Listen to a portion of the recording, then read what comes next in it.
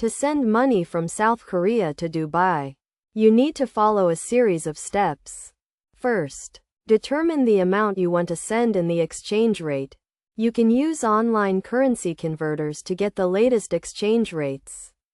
Next, choose a method to send the money. You can use a bank transfer, a money transfer service like Western Union or MoneyGram, or an online service like PayPal or TransferWise.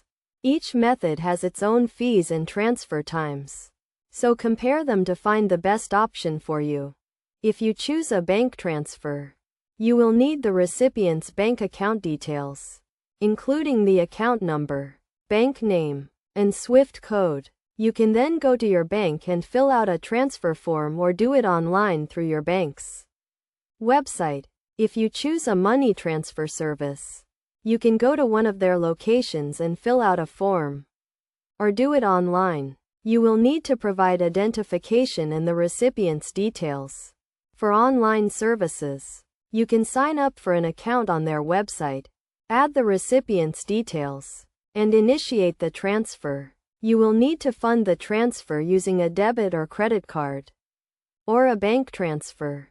Once you have initiated the transfer, you will be given a reference number. You can use this to track the status of the transfer.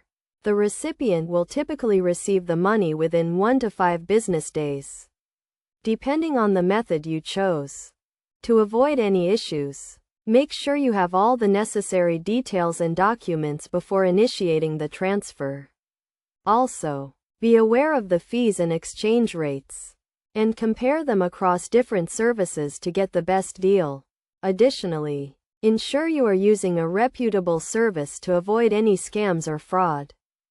Finally, keep the reference number and any other transfer details safe, as you will need them to track the transfer and resolve any issues that may arise.